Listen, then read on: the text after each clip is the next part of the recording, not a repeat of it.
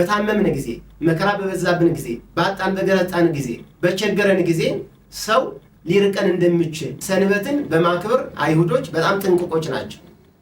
ከዘረጉ ሳያጥፉ ካጠፉ ሳይዘረጉ የበተኑትን ሳይለቅሙ ሳይሰበስቡ ስራው ሁሉ ሲያዩት እግዚአብሔር መሆኑን አውቋል። ነገር ግን እግዚአብሔር መሆኑን መመስከር አልፈለጉ።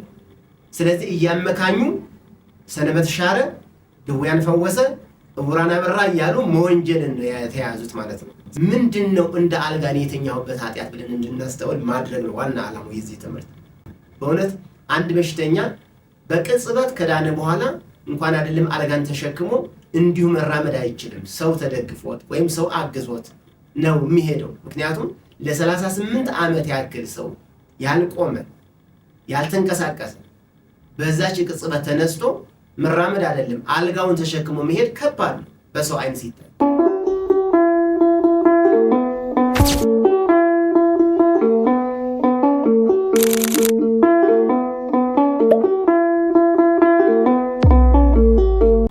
በስመ አብ ወወልድ ወመንፈስ ቅዱስ አሐዱ አምላክ አሜን። የተከበራችሁ የዚህ ሚዲያ ተከታታዮች፣ በመላው ዓለም ያላችሁ የኢትዮጵያ ኦርቶዶክስ ተዋሕዶ ቤተክርስቲያን እምነት ተከታዮች እንኳን ለአራተኛው ሳምንት ዋዜማ ለመጻጉዕ ሰንበት በሰላም በጤና ደረሰን።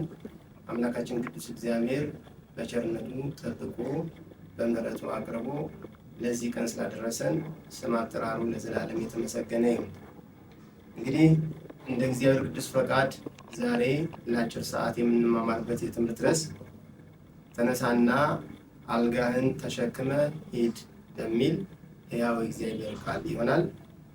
እኔ ባሪያው ለባሪያው ለሙሴ አንደበት የሆነ አምላክ አንደበት እንዲሆነኝ ለእናንተም የልድያን ልቦና የከፈተ አምላክ ውሳጣዊ ልባናችሁን እንዲከፍትላችሁ የእግዚአብሔር አምላካችን ቅዱስ ፈቃድ ይሆንልን።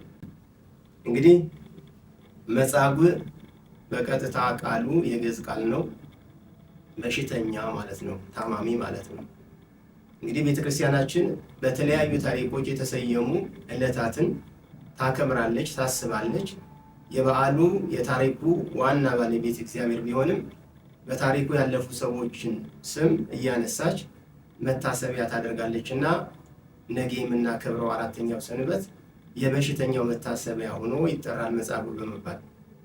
ስለዚህ መጻጉዕ ምንም እንኳ ታሞ የተነሳ ፈጣሪውን ረሳ እንደሚባለው ያዳነውን አምላክ ያላገለገለ ይልቁንም በጥፊ የመታው ቢሆንም ነገር ግን ቤተክርስቲያናችን እየመረራትም ቢሆን ይህን ታሪክ በስሙ ጠርታ በዋናነት መጻጉዕን ያዳነውን ጌታ ለማሰብና ድንቅ ስራውን ለምእመናን ለማስተማር መጻጉዕ ብላ ጠርተዋለች። እንግዲህ ቃሉ ከዮሐንስ ወንጌል ምዕራፍ 5 ከቁጥር 1 ጀምሮ ብናነበው ከዚህ በኋላ የአይሁድ በዓል ነበረ። ኢየሱስም ወደ ኢየሩሳሌም ወጣ። በኢየሩሳሌምም በበጎች በር አጠገብ በዕብራይስጥ ቤተሳይዳ የምትባል አንዲት መጠመቂያ ነበረች። 5 መመላለሻ ነበረባት። በእነዚህ ውስጥ የውሃውን መንቀሳቀስ እየጠበቁ በሽተኞችና ዕውሮች፣ አንካሶችም ሰውነታቸውም የሰለለ ብዙ ሕዝብ ይተኙ ነበረ። አንዳንድ ጊዜ የጌታ መልአክ ወደ መጠመቂያይቱ ወርዶ ውሃውን ያናውጥ ነበረ። እንግዲህ ከውሃው መናወጥ በኋላ በመጀመሪያ የገባ ከማናቸውም ካለበት ደዌ ጤናማ ይሆን ነበረ። በዚያም ከ38 ዓመት ጀምሮ የታመመ አንድ ሰው ነበረ። ኢየሱስም ይህን ሰው ተኝቶ ባየ ጊዜ እስካሁን ብዙ ዘመን እንዲሁ እንደነበረ አውቆ ልትድን ትወዳለህን? አለው። ሰውየውም ጌታ ሆይ ውሃው በተናወጠ ጊዜ በመጠመቂያይቱ ውስጥ የሚያኖረኝ የለም፣ ሰው የለኝም። ነገር ግን እኔ ስመጣ ሳለሁ ሌላው ቀድሞኝ ይወርዳል ብሎ መለሰለት። ኢየሱስም ተነሳና አልጋህን ተሸክመ ሂድ አለው። ወዲያውም ሰውየው ዳነ፣ አልጋውንም ተሸክሞ ሄደ። ያም ቀን ሰንበት ነበር። ስለዚህ አይሁድ የተፈወሰውን ሰው ሰንበት ነው፣ አልጋህንም ልትሸከም አልተፈቀደልህም አሉት። እርሱ ግን ያዳነኝ ያ ሰው አልጋህን ተሸክመ ሂድ አለኝ ብሎ መለሰላቸው። እነርሱም አልጋህን ተሸክመ ሂድ ያለ ሰው ማን ነው ብለው ጠየቁት። ዳሩ ግን በዚያ ስፍራ ሕዝብ ስለነበሩ ኢየሱስ ፈቀቅ ብሎ ነበርና የተፈወሰው ሰው ማን እንደሆነ አላወቀም ይላል።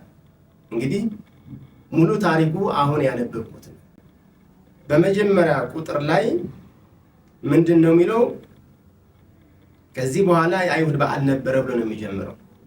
በኦሪት አንብበን ከሆነ ይህ የኔ በዓል ነው እያለ ጌታችን መድኃኒታችን እግዚአብሔር አምላካችን በኦሪት ጊዜ በመጠሪያ ስሙ ይህ በዓል የኔ ነው እያለ በዓሉን የኔ ይል ነበረ።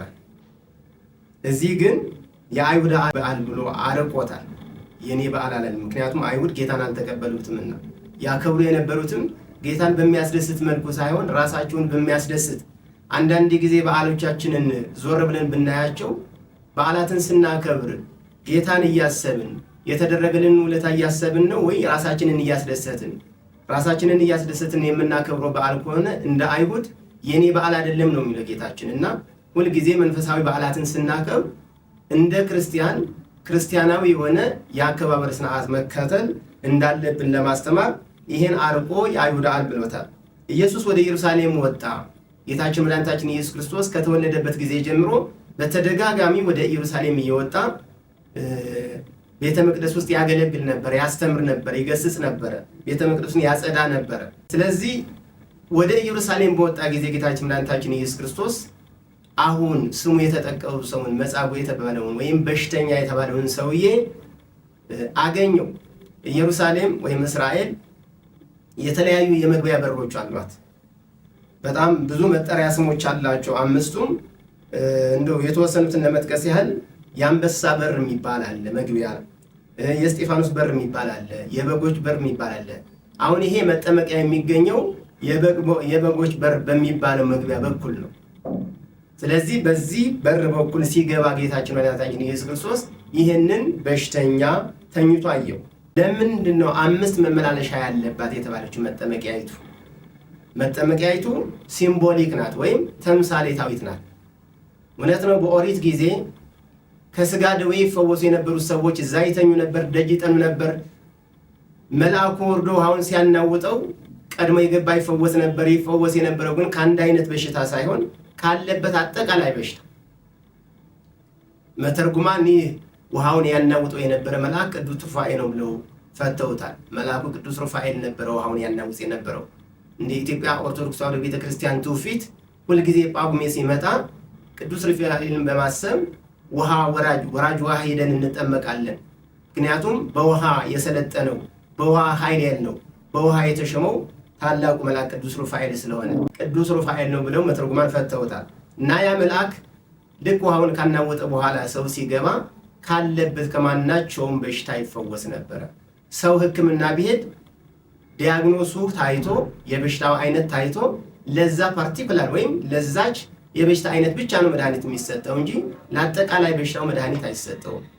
እግዚአብሔር ግን ከሰው የተለየ ጥበብና ስልጣን ስላለው በዛ መጠመቂያ ከማናቸውም በሽታ ይፈወስ ነበር። ነገር ግን አንድ ሰው ብቻ ነበር የሚፈወሰው። ለምን? ኦሪት ጥላ ነበረች፣ ምሳሌ ነበረች። ድህነት ፍጹም አልነበረ። ስለዚህ ጥላ ስለነበረች ኦሪት አንድ ሰው ብቻ ነበር የሚድነው። በዘመነ ሐዲስ ግን በየትኛውም ጸበል ቦታ ሄዶ የሚጠመቀው ሁሉ አምኖ የቀረበ ይድናል። ምክንያቱም ሙሉ ምህረት ስለሆነ፣ ጊዜያችን የዓመተ ምህረት ስለሆነ። ስለዚህ 5 መመላለሻ ያለባት ለምን አለ ቢባል ቅድስት ኦርቶዶክስ ተዋሕዶ ቤተክርስቲያናችን የምትመሰረተው በ5ቱ አዕማደ ምስጢር ነው። ይህች መጠመቂያ ከስጋ ድህነት የምታስገኝ ብትሆንም ቅድስት ቤተክርስቲያናችን ሙሽራዋ ክርስቶስ የሆነላት ጉልላቷ፣ መሰራቷ፣ ግድግዳዋ፣ አጠቃላይ ሁለንተናዋ ክርስቶስ የሆነላት ቤተክርስቲያን ደግሞ ከነፍስም ከስጋም የምንድንባት መጠመቂያ መዳኛ ስለሆነች የምትመሰረተው በ5ቱ አዕማደ ምስጢር። ቤተክርስቲያናችን ምንም አይነት መጽሐፍ ይጻፍ፣ ምንም አይነት ትርጓሜ ይተርጎም፣ ምንም አይነት ትምህርት ይሰጥ ከ5ቱ አዕማደ ምስጢር ውጭ የሚሆን ነገር የለም። መጠቅለያዎቹ 5ቱ አዕማደ ምስጢሮች ናቸው። ስለዚህ በ5ቱ አዕማደ ምስጢር የምትመሰረት ወይም የተመሰረተች ቅድስት ቤተክርስቲያን ለእኛ ለነፍስም ለስጋ መድኃኒት እንደሆነች ለማመስጠር 5 መመላለሻ ያለባት ተብላለች። ሌላው ራሱ ክርስቶስ ነው። ራሱ ክርስቶስ ነው። በ5 ቅንዋት ተቸንክሮ ዓለምን ማዳኑ፣ የሰውን ዕዳ መክፈሉ፣ ለሰው ቤዛ መሆኑ፣ የሰውን ኃጢአት በትከሻው ተሸክሞ የሰውን ልጅ ነፃ ማውጣቱ። እነዚህ 5 ቅንዋት የሚባሉት ሳዶር፣ አላዶር፣ ዳናት፣ አዴራ፣ ሮዳስ የሚባሉ 5ቱ ቅንዋተ መስቀል ተብለው ይጠራሉ። በእነዚህ በአምስቱ ችንካሮች ተቸንክሮ ኃጢአትን ዲያብሎስንና እንደዚሁም ደግሞ ሞትን ጠርቆ መግደሉ ከሰው ልጅ ማራቁ የሰው ልጅ ነፃ ማውጣቱ ለማመስጠር በአምስት መመላለሻ ያለባት ተብለዋል ማለት ነው። እና የሰው ልጅ ለመዳኑም ለመኮነኑም ራሱ ነው ኃላፊነት የሚወስዱ። እነዚህ አምስቱ ነገሮች ተጠቅሞ ነፍሱንና አራቱ ባህሪያተ ሥጋውን ተጠቅሞ ሊኮነን ይችላል፣ ካወቀበት ደግሞ ሊድን ይችላል። እና በዚህ ምክንያት አምስት መመላለሻ አለባት ተብላለች። ስለዚህ ከሞላ ጎደል በጣም በርካታ ምስጢሮች ያሉበት ቢሆንም አምስት መመላለሻ የሚለው በጥቂቱ ይሄን ለማለት ነው። ሌላው አንኳር ነጥብ የምናነሳው ከማናቸውም ካለበት ደዌ ዳነ ነው የሚለው። ይሄ በጻጉዕ ከአንድ በሽታ ሳይሆን ከየትኛውም አይነት። ይሄ ደግሞ አንድ ሰው ብቻ መዳኑ አማናዊ ድህነት ገና ያልተፈጸመ መሆኑና የኦሪት ደግሞ ኢምኑዕነት ጎዶለነት ገና ጥላ ገና ምሳሌ መሆኗን ማረጋገጫ ምሳሌ ነው። እንደዚሁም ደግሞ በበሽተኛው ምንም አይነት ተረፈ ደዌ አልነበር። አንድ ሰው ሲታከም እንደውም የጎንዮሽ ችግር አለ ይባላል። አንድ መድኃኒት ስትወስድ አንዱን በሽታ ሲፈውስ ሌላ በሽታ ይተክልብሃል፣ የጎንዮሽ ችግር አለበት ይባላል። ስጋዊ መድኃኒት። የክርስቶስ መድኃኒት ግን ምንም አይነት የጎንዮሽ ችግርም የለም፣ ተረፈ ደዌ ወይም ደግሞ የበሽታ ቅሪት የሚባልም የለም። ስለዚህ ከማናቸውም ደዌ ይፈወሳል ማለት በጠበል በእምነት በቤተ ክርስቲያን ስርዓት የሚደረግ የትኛውም አይነት ድህነት ምንም አይነት ቅሪት የለው። ምክንያቱም እግዚአብሔር ሙሉ ስለሆነ እግዚአብሔር ሁሉን ማድረግ ስለሚችል ከእግዚአብሔር የሚሰወር ነገር ስለሌለ እግዚአብሔር አንዴ ይሁን ካለ የማይሆን ነገር ስለሌለ በእግዚአብሔር ተረፈ ደዌ የሚባል ቅሪት የሚባል ነገር አለመኖር ለማመስጠር ከማናቸውም ካለበት ደዌ ብለዋል ማለት ነው። ሌላው ሰውየው ወይም በሽተኛው ልትድን ትወዳለህን ብሎ ክርስቶስ ሲጠይቀው በቀጥታ አዎ ማለት ይችል ነበር። ነገር ግን እሱ ያለው ምንድን ነው? ሰው የለኝም፣ እኔን አፈፍ አድርጎ ወደ ውሃው የሚወስድ የሚጥል የለኝም ብሎ ብሶትን ነው የተናገረው። እውነት ለመናገር በአንድ በኩል ደገኛ ሰው ብሎ ማንሳት ይቻላል።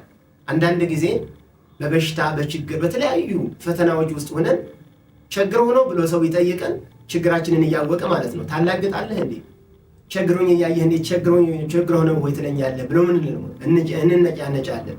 ይሄ በሽተኛ ግን ለ38 ዓመት አልጋ ላይ ተጣብቆ የነበረ ቢሆንም ልትድን ትወዳለህን ሲለው ችግሩን የራሱን ችግር ነው ያወራው። አዎ ማለት ነው። አዎ የሚል ቃል ባይኖርም የሚወስደኝ ሰው የለኝም እንጂ አዎ እንደማለት ነው። እና እንደዚህ ማለቱ አለመነጫነጩ እንዴት አላገጥመኛለህ አለማለቱ ለራሱ በእንደዚህ አይነት ጊዜ እኛ ስሜታው መሆን እንደሌለብን የሚያስተምር ስብዕና ነው ያለው። ሁለተኛ እውነትም ሰው አልነበረው። የሰው ልጅ አይጣል እንጂ በበሽታም በችግርም በየትኛውም ፈተና ሲወድቅ ለጥቂት ጊዜ ቤተሰብ አጠገቡ ሆነው ሊረዱት ይችላል። ከጊዜ በኋላ ግን እየሰለቹ ይሄዳል። 38 ዓመት አስባችሁታል? 38 ዓመት አይደለም 38 ቀን አይጣልና አንድ ሰው ቢታመም ቤተሰብ ይሰለቻል። የተወሰነ ጊዜ ይረዳ ይሆናልና እውነትም ሰው አልነበረውም። ስለዚህ በታመምን ጊዜ መከራ በበዛብን ጊዜ ባጣን በገረጣን ጊዜ በቸገረን ጊዜ ሰው ሊርቀን እንደሚችል ነገር ግን ምን ጊዜም ሰው ቢርቀንም እግዚአብሔር እንደማይርቀን አንድ ቀን ሊያስበን እንደሚችል ልክ ይሄን በሽተኛ 38 ዓመት ጠብቆ ደጅ ጠንቶ መጨረሻ ላይ አልጋውን ተሸክሞ እንዲሄድ እንዳደረገ ሁሉ እኛም በተለያዩ ችግሮች ያልጋ ያህል ተኝተንባቸው የተቸገርንባቸው ነገሮች ቢኖሩ ተስፋ ሳንቆርጥ ደጅ መጥናትና እግዚአብሔርን መማፀን እንዳለብን ለማስተማር በእውነት ሰው የለኝም ብሏል። ሰው ሊፈታልን ያልቻለ ችግር ሊኖርብን ይችላል። ምክንያቱም ከሰው በላይ በጣም በርካታ ችግሮች ስላሉ እነዚህን ሊፈታልን የሚችል እግዚአብሔር መሆኑን ለማመስጠን ይሄ ሰው እንደዛ ብሏል ማለት ነው። የሰው የዘመድ እርዳታ አጭር ነው፣ ጊዜያዊ ነው፣ ያው ውለት አለበት። እንደዚህ እኮ አድርጌልህ ነበረ ብሎ ውለታ ሁሉ ይይዝብሃል እና ከእግዚአብሔር ግን ተመስገን ከማለት ውጪ ሌላ ውለታ ስለሌለ እግዚአብሔርን ሁልጊዜ ደጅ በመጥናት ችግሮቻችንን መቅረፍ እንደምንችል ተስፋ ሳንቆርጥ ከጸለይን ደጅ ከጠናን የትኛውም አይነት ቋጠሮ ሊፈታልን እንደሚችል ለማስተማር እንደዚህ ተብሏል ማለት ነው። ሌላው አይሁዶች ለ38 ዓመት ያህል አልጋ ላይ ተኝቶ እያዩት ምን እንርዳህ አላሉትም። ይሄ ይቅር ድኖ ሲያዩት ማን አዳነህ አላሉት። ምክንያቱም ጉዳያቸው ከአዳኙ ጋር ሳይሆን እነሱ ራሳቸው ከሰሩት ስርዓት ሰንበትን በማክበር አይሁዶች በጣም ጥንቁቆች ናቸው። ከዘረጉ ሳያጥፉ ካጠፉ ሳይዘረጉ የበተኑትን ሳይለቅሙ ሳይሰበስቡ እንዲሁ ነበር የሚያከብሩት በተጠናቀቁ እጅግ በጣም አክራሪ በሆነ መንገድ ማለት ነው። ስለዚህ አልጋውን ተሸክሞ መሄዱ የእነሱን ስርዓት መሻሩ ነው እንጂ እነሱ ያሳሰባቸው ሰውየው ከ38 ዓመት በኋላ መዳኑ ምንም ጉዳያቸው አልነበረም። እና ምንድነው ያሉት? ዛሬ ሰንበት ነው፣ ስለዚህ አልጋን ተሸክመ ልትንቀሳቀስ አይገባም፣ ስርዓታችን አይፈቅድም ማለት። በእውነት የአይሁድ አይነት ስብና ያለን ሰዎች ከዚህ ልንማር ያስፈልጋል። የዚህ ሰውዬ መዳኑ ሊያስደስታቸው ይልቁንም ደግሞ ከዚህ ደዌ የገላገለው አካል ማን እንደሆነ አውቀው እነሱም ሊጠቀሙ እየተገባ በሽተኛውን በጥያቄ ያፋጥጡት ጀመረ። ይሄ ትልቅ አስተምህሮ ነው። አይሁድ ክርስቶስን አይወዱትም ነበረ። ስላልወደዱትም አልተቀበሉትም። ወደ ገዛ ወገኖች መጣ፣ የገዛ ወገኖች ግን አልተቀበሉትም ነው ያለው። ስላልተቀበሉት ክርስቶስ አዳኝ መሆኑን መመስከር ሰውም እንዲመሰክር ስለማይፈልጉ ያዳነህ ማን ነው ሳይሆን ያሉት ለምን ትሄዳለህ? ይሄ በዚህ ዘመን አለ። አዳኙን አምላኩን ጌታውን የማያው ነገር ግን በስም የሚጠራ ብዙ ነው። ስለዚህ ልክ የአይሁድ ተረፍ ከአይሁድ የቀረ አስተሳሰብ ያላቸውና ከአይሁድ የቀረ እምነት ያላቸው ናቸው ክብርና ምስጋና ለስም አጠራሩ ይሁንና ጌታችን መድኃኒታችን ኢየሱስ ክርስቶስን በአማላጅነት ደረጃ የሚፈርዱ ወይም የሚያስቀምጡ የአይሁድ ሐሳብ ነው ማለት ነው። ምክንያቱም ወረድ ብሎ ምንድን ነው የሚለው? ጌታችን መድኃኒታችን ኢየሱስ ክርስቶስን ሰንበት ስለሳለ ብቻ አይደለም አይሁድ ሊገድሉት የፈለጉት፣ ይልቁንም ራሱን ከእግዚአብሔር ጋር ስላስተካከለ ነው እንጂ ይላል እዛው። አያችሁ፣ አይሁዶች እግዚአብሔር መሆኑ ገብቷቸዋል። ስለዚህ የእግዚአብሔር ልጅ ነኝ ብሎ እንኳን ቃል በቃል ገና ያልተናገረ ቢሆንም ስራው ሁሉ ሲያዩት እግዚአብሔር መሆኑን አውቋል። ነገር ግን እግዚአብሔር መሆኑን መመስከር አልፈለጉም። ስለዚህ እያመካኙ ሰንበት ሻረ፣ ድውያን ፈወሰ፣ ዕውራን አበራ እያሉ መወንጀልን የተያዙት ማለት ነው። ስለዚህ በዚህ ጊዜ ጌታችን መድኃኒታችን ኢየሱስ ክርስቶስን ከባህሪ አባቱ ከአብ ከባህሪ ሕይወቱ ከመንፈስ ቅዱስ ዝቅ አድርጎ መካከለኛ ነው አማላጅ ነው የሚል ካለ ይሄው የአይሁድ ሐሳብ ተጋሪ ነው ማለት ነው። ስለዚህ ይሄን ለማስተማር ሰንበት ስለሆነ አልጋን ልትሸከም አትሄድም ብሎ አይሁድ የተናገሩበት ምክንያት አሁን ጌታችን መድኃኒታችን ኢየሱስ ክርስቶስን በክብሩ በአምላክነቱ የማይቀበሉ ሰዎች ምሳሌ መሆናቸውን ለማስተማር ነው። ሌላው ኢየሱስ ፈቀቅ ብሎ ነበርና ያዳነው ማን እንደሆኑ አላወቀም ነበር ይላል አይደለም? ቅድም ያነበብነው ለምን ግርግር ነበር። ኢየሱስ ክርስቶስን ለተለያየ ምክንያት ይከተሉ የነበሩ አንዳንዶቹ ህብስት አበርክቶ ያበላናል ብለው፣ አንዳንዶቹ ማማሩን ቁንጅናውን አይተው፣ አንዳንዶቹ ደግሞ ሆን ብለው ስህተት ለመፈለግና አሳልፈው ለመስጠት በተለያየ ምክንያት በርካታ ህዝቦች ይከተሉት ነበር እና ግርግር ነበር። ስለዚህ ይሄ ግርግር በነበረበት ጊዜ ማን እንደሆነ ማወቅ አልቻለም ነው ቃሉ። ነገር ግን ምስጢሩ ምን ማለት ነው? ያዳነን ማን እንደሆነ ልብ የምንለው የምናስተውለው በጽሞና ጊዜ ነው፣ በግርግር ጊዜ አይደለም። በግርግር ጊዜ እግዚአብሔርን ማስተዋስ ያዳነንን ማሰብ አንችል። አይምሯችንን ሰብሰብ አድርገን በጽሞና በጸሎት በቀዊም በሰግድ ሲሆን ግን ያዳነንን እናስታውሰዋለን። ያ ሰውዬ ግርግሩ ነው እንግዲህ እንዳያስተውለው እንዳያዩ ያደረገው የሚለው ዋና ሐሳቡ መልእክቱ እኛ ጌታችን መድኃኒታችን ኢየሱስ ክርስቶስን ማሰብ የምንችለው ልክ በገላትያ 3 ላይ ለገላትያ ሰዎች እንደተነገረው በፊት ለፊታችሁ የተሳለ ሆኖ እንዳታዩት አዚም ያደረገባችሁ ማን ነው ብሎ ቅዱስ ጳውሎስ የገላትያ ሰዎችን እንደወቀሰው ከፊት ለፊታችን ሁል ጊዜ ስንወጣም ስንገባም ስንሰራም ስንተኛም ስናርፍም ስንሰራም ፊት ለፊታችን የጌታችን መድኃኒታችን ኢየሱስ ክርስቶስ ውለታ ተስሎ እንዳናየው የሚያደርገን የውስጣችን ጫጫታና የውጭ ጫጫታ ነው። ውስጣችን ካልተረጋጋ ይህን ማስተዋል አንችልም።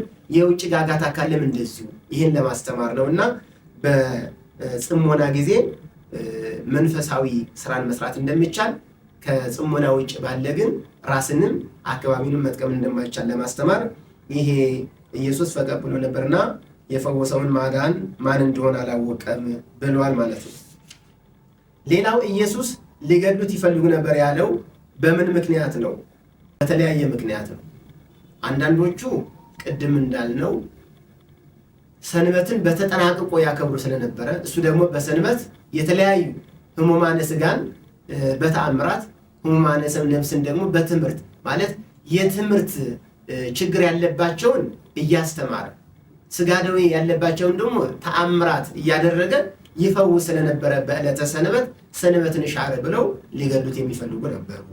አንዳንዶቹ ደግሞ ስልጣናችንን ይቀማናል እያሉ ምክንያቱም ሕዝቡ ይከተለው ስለነበረ ይሄ ይቺ ባቄላ ካደረች አትቆረጥም አይነት ቆይቶ ሕዝቡ ከተከተለው ሊነግስብን ነው ብለው ንግስናውን ፈርተው ሊገድሉት የፈለጉ ነበሩ። በዋናነት ግን ራሱን ከእግዚአብሔር ጋር አስተካከለ ብለው ነበር። ስለዚህ በዚህ ምክንያት ይገድሉት ከነበረ አይሁድ በዘመናችን ያለው በክርስቶስ በነገረ ክርስቶስ ላይ በነገረ ሥጋዌ ላይ በነገረ ድነት ላይ ያለው አስተምሮ የተንሻፈፈ አስተምሮ ካለ ምንጩ መነሻው የአይሁድ አስተሳሰብ ነው። ይህን ለማስተማር እንግዲህ ኢየሱስን ሊገድሉት ይፈልጉ የነበረበት ምክንያት ቅዱስ ዮሐንስ አስተምሮናል፣ አመስጥሮ ማለት ነው። በዋናነት ዛሬ እንደ ኃይለ ቃል አድርገን እንደ መነሻ ቃል አድርገን የተጠቀምንበት አልጋህን ተሸከምና ሂድ የሚለው ቃል ተነጋግረን ትምህርታችንን እንቋጫለን። የዚህ ትምህርት መሰረታዊ ዓላማ እያንዳንዳችን እንደ አልጋ ተኝተንበት ያለ ኃጢአት ምንድን ነው? ለዘመናት አልወጣ ያለን መጥፎ ባህል፣ መጥፎ አመል፣ መጥፎ ልምድ ምንድን ነው ብለን እንድናስተውልና ለ38 ዓመት ቆይቶ አልጋውን ይዞ እንደተነሳ እኛም የኃጢአት አልጋችንን ጥለን በንጽህና እንድንመላለስ ምንድን ነው እንደ አልጋን የተኛሁበት ኃጢአት ብለን እንድናስተውል ማድረግ ነው ዋና ዓላማው የዚህ ትምህርት። ስለዚህ አልጋን ተሸከም እና ሂድ ተመላለስ አለው። በእውነት አንድ በሽተኛ በቅጽበት ከዳነ በኋላ እንኳን አይደለም አልጋን ተሸክሞ እንዲሁ መራመድ አይችልም። ሰው ተደግፎት ወይም ሰው አግዞት ነው የሚሄደው። ምክንያቱም ለ38 ዓመት ያክል ሰው ያልቆመ ያልተንቀሳቀሰ በዛች ቅጽበት ተነስቶ መራመድ አይደለም አልጋውን ተሸክሞ መሄድ ከባድ ነው በሰው አይን ሲታይ። ነገር ግን የእግዚአብሔር ሥራ የእግዚአብሔር ተአምር ድንቅ መሆኑን ለማስተማር የእግዚአብሔር የማዳን ሥራ ደግሞ ከሰው ልጆች የማዳን ሥራ እጅግ የተለየና የራቀ መሆኑን ለማስተማር ፍጹም ድነት ማግኘቱ ምንም አይነት ተረፈ ደዌ የሚባል ነገር በውስጥ እንደሌለ ለማስተማር አልጋህን ይዘህ ሂድ ብሎታል። በነገራችን ላይ ይሄ በሽተኛ ይጠብቅ የነበረው በጠበል ተጠብሎ መዳን ነው። ውሃው ሲናወጥ ገብቶ መዳን ነበር ይጠብቅ የነበረው ለ38 ዓመት። ክርስቶስ ግን መጥቶ ያለ ጠበል ነው ያዳነው። በቃሉ ብቻ ተነስና አልጋህን ተሸክመ ሂድ በሚል ሕያው መለኮታዊ ቃል ብቻ ነው ያዳነው። ለምን? እግዚአብሔር በምክንያትም ያለ ምክንያትም ማዳን ይችላል። በምክንያት እንደሚያድን በጠበሉ ሲያድን ይኸው አየን። መልአኩ ውሃውን ሲያናውጠው ቀድሞ የገባ እንደሚድን አየን። በምክንያት በመልአኩ በውሃውን ምክንያት ሲያድን አየን። ያለ ምክንያት ደግሞ ማዳን እንደሚችል ደግሞ በሽተኛውን ያለ ጠበል እንዲሁ በቃሉ ብቻ ተነስና አልጋህን ተሸክመ ሂድ በማለት ያለ ጠበል ያለ ምክንያት ሲያድን አየን። ስለዚህ ዛሬ አምላካችን እሱ በወደደና በፈቀደ በምክንያትም ያለ ምክንያትም ማዳን እንደሚችል ለማመስጠር። ሁለተኛ ለምንድን ነው አልጋህን ተሸክመ ሂድ ያለው ቢባል ይሄ በሽተኛ ሰው ዘመድ አዝማድ ርቆታል፣ ብቸኛ ነው። ለ38 ዓመት እዛ ተጥሎ የነበረ ሰው ሀብት ጥሪትም የለው፣ ያለችው ጥሪቱ አልጋዋ ብቻ። ስለዚህ ሀብቱ ጥሪቱ ያለችው እሷ ስለሆነች ብትጠቅመው ብሎ ደግሞ አልጋህን ተሸክመ ሂድ ብሎታል ማለት ነው። ምክንያቱም ያለችው ጥሪቱ እሷ ስለሆነች ክርስቶስ ያላንዳች መማለጃ ወይም ደግሞ ገጸ በረከት እንዲሁ በነፃ ማዳኑንም ያመሰክራል። አንዳንድ ሰው በባህልም ይሁን በዘመናዊ ሕክምና ሊታከም ቢሄድ ያለ ዋጋ አይታከም። በመጠኑም ቢሆን የዋጋ ልዩነት ቢኖርም የባህል ሕክምናውን ዋጋ ያስከፍላል፣ የዘመናዊ ሕክምናውን ዋጋ ያስከፍላል። ያለ ዋጋ ምንም አይነት ፈውስ የሚባል ነገር የለም። እግዚአብሔር ግን ያችን አልጋን እንኳን አልፈለጋት፣ ምንም አይነት ውለት አልፈለግም። አልጋህንም ራስህንም ይዘህ ሂድ በቃ ነው ያለውና ያለ ዋጋ እንዲሁ በነፃ የሚያድን አምላክ መሆኑን ለማመስጠርም አልጋህን ይዘህ ሂድ ብሎታል። አልጋ የተባለው ምንድን ነው ብለን እናጠቃልልና እንደ እግዚአብሔር ቅዱስ ፈቃድ የመጨረሻውን መልእክታችንን እናስተላልፋለን። አልጋ በቁሙ አልጋ ነው። ሰው 4 እግር ያለው መሃሉ ሾህ ያለው አልጋ ሊል ይችላል። በእንጨት የተሰራም አልጋ ሊል ይችላል። በጭቃ የተሰራም አልጋ ሊል ይችላል። በአጠቃላይ ለመኝታ አገልግሎት የሚውል ቁስ ነገር አልጋ ሊባል ይችላል። ይሄ እንደወረደ ወይም ሊትራሊ የምንለው ትርጉም ነው። ሌላው እድሜ ልካችን ተጣብቆብን የሚኖር መጥፎ ልማድ፣ መጥፎ ባህል፣ መጥፎ አመል። አንዳንድ ሰው እኔ እኮ ከተናገርኩ በኋላ ይጸጽተኛል፣ ግን ስሜታዊ ነኝ አልችልም ይላል። ይሄ መጥፎ አመል እንደ አልጋ ተኝቶበት የሚኖር ሊወገድ የሚገባው ሊጣል የሚገባው መጥፎ ባህል፣ መጥፎ አመል ነው። አንዳንዱ ደግሞ እኔ እኮ አልጠጣም ብዬ ወስናለሁ፣ ግን አያስችለኝም እያለ እድሜ ልኩ መጠጣትን እንደ አልጋ ተኝቶበት የሚኖራል። በእውነት ከዚህ ሊላቀቅ ይገባል። ይሄ ታሪክ የሚያስተምረን እያንዳንዳችን የተኛንበት የኃጢአት አልጋ አለን። ያ የኃጢአት አልጋ የዚህን ሰውዬ ታሪክ በመስማት እንድንነቃና ለንስሐ በቅተን ሥጋው ደሙን ተቀብለን ያ በአልጋ ምክንያት እኛ ጋር ተጣብቆ የነበረን የኃጢአት አይነት ልናስወግድ ነው እንጂ የመጻጉዕን የበሽተኛውን ታሪክ ተርከን ልናልፍ አይደለም። ስለዚህ ያ እንደ አልጋ ተጣብቆብን የሚኖር ክፉ ነገር ምንድን ነው? የእያንዳንዳችን ይለያያል። ያንዳንዱ አምልኮ ጣዖት ወደ ጠንቋይ መሄድ ሊሆን ይችላል። ያንዳንዱ ሰውን መግደል ሊሆን ይችላል። ያንዳንዱ መስረቅ ሊሆን ይችላል። ያንዳንዱ ማማት ሊሆን ይችላል። ያንዳንዱ ሰውን ማጣላት ሊሆን ይችላል። ያንዳንዱ ደግሞ የሰውን ሚስት መመኘት ሊሆን ይችላል። ያንዳንዱ በአንድ አለመርካት ሊሆን ይችላል። የተለያዩ እንደ አልጋ ተኝተንባቸው የምንኖር እንደ አልጋ ማለት ምን ማለት ነው? ጭራሽ ኃጢአት መሆናቸውን እንረሳቸዋለን። ከመለማመዳችን የተነሳ ኃጢአት መሆናቸውን ሁሉም እንረሳቸው ማለት ነው። እንዲሁ ዝም ብለን የምንተኛባቸው ለንስሐ እንኳን የማነቃባቸው ማለት ነው። እንደነዚህ አይነት መጥፎ ባህሎች ደግሞ አልጋ ተብሏል። ሌላው አራተ ዝንጋኤ ይባላል፣ ወይም ደግሞ የመዘንጋት አልጋ። ብዙ ጊዜ ኃጢአት ለመስራት የምንገፋፋው በአራተ ዝንጋኤ ምክንያት ነው። በእውነት ቅድም እንዳልነው ለገላትያ ሰዎች እንደተነገረው ሁልጊዜ የተደረገልን ውለታ እያሰብን ብንኖር፣ ሁልጊዜ ከፊት ለፊታችን እግዚአብሔር ብናየው፣ በየትኛውም ቦታ እንኖር፣ በየትኛውም ሁኔታ እንኖር፣ እግዚአብሔርን የምናየው ከሆነ መቼም ቢሆን ኃጢአት አንሰራ። ችግሩ ግን አራተ ዝንጋኤ ላይ እንተኛና ወይም በመዘንጋት አልጋ ላይ እንተኛና ኃጢአት ስንሰራ እግዚአብሔር እንደማያየን አድርገን ጨለማ ሲሆን ሰው ስላላየን እግዚአብሔር ያላየን ይመስለናል። ብቻችን ባለንበት ቦታ ሰው ስለሌለ እግዚአብሔር የማያየን ይመስለናል። ነገር ግን እግዚአብሔር በየትኛው ቦታ የሚገኝ በቦታ በሁኔታ የማይወሰን አምላክ መሆኑን ከመዘንጋት የተነሳ ነው ኃጢአት የምንሰራውና ይሄ የመዘንጋት አልጋ የሚባለው ክፉ ልማድ በእውነት አልጋ ተብሏል። እንግዲህ ሁላችንም እንደ እግዚአብሔር ቅዱስ ፈቃድ የዚህን በሽተኛ ታሪክ ከሰማን በኋላ ታሪኩን ወደ ራሳችን መለወጥ አለን። ይሄ ታሪክ የትኛው አካል የትኛው ታሪኬን ነው የሚነካው? የልጅነት ታሪኬን፣ የመካከለኛ ዕድሜ ታሪኬን፣ አሁን ያለሁበት ታሪኬን፣ የትኛውን ታሪኬን፣ የትኛውን የህይወቴ ክፍል ነው የሚነካው ብለን ሁላችንም ወደ ህይወታችን መመንዘር አለብን። አለበለዚያ ተራኪቦች ብቻ ነው የምንሆነው። እንኳን ለአራተኛው ሳምንት ዋዜማ ለመጻጉዕ ሰንበት በሰላም በጤና ደረሰን።